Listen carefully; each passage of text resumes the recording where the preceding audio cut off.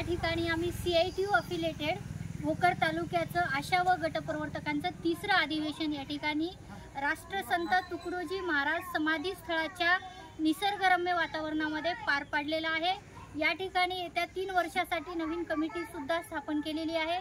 या कमिटीचं अभिनंदन करत असताना भोकर तालुक्यातल्या आशा आणि गटप्रवर्तक ह्या नांदेड जिल्ह्याशी संलग्न आहेत। नांदेड जिल्हा महाराष्ट्राशी संलग्न आहे आणि देश पातळीवर आम्ही लढत असताना आमची मुख्य लढाई ही केंद्र शासनाकडे आहे। आशा व गटप्रवर्तकांना किमान वेतन, कर्मचारी दर्जा, पेन्शनसह इतर सामाजिक सुरक्षा मिळाल्या पाहिजे। हे लढत असताना आम्ही एक लढाई आमची केंद्राशी करत असताना दुसरी लढाई आमची राज्य शासनाला आहे। मिळणारे जे 10,000 रुपये मासिक मिळतात ते महिन्याला मिळाले पाहिजे आशाताईचा कुटुंबाचा उदरनिर्वाहासाठी।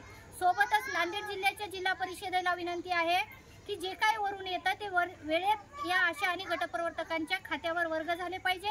भोकर तालुक्याची परिस्थिती आरोग्य खात्याची अत्यंत वाईट परिस्थिती असताना या ठिकाणी दिसून येत आहे। आता NCDचे जे आरोग्यवर्धिनीचे पैसे मिळतात आमच्या आशाताईच्या खात्यावर गेली अनेक वर्षापासून जमा झाले नाही असं या ठिकाणी निदर्शनास आले।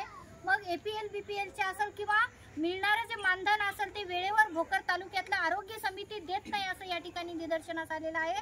आम्ही या ठिकाणी उद्या आरोग्य खात्याला फोन करून भोकरच्या आम्ही THO साहेबांच्या कानावर या सगळ्या गोष्टी घालणार आहोत। येत्या काही दिवसात हे सगळा थकलेला बजेट खात्यावर वर्ग केला तर ठीक आहे, अन्यथा भोकरच्या THO ऑफिसवर आम्ही या आशा आणि गटप्रवर्तकांचा CITU संलग्न मोठं आंदोलन छेडल्याशिवाय राहणार नाही, इतकीच या ठिकाणी आरोग्य खात्याला इशारा देतोय आणि थांबतोय। इन्कलाब जिंदाबाद। धन्यवाद। लाल सलाम।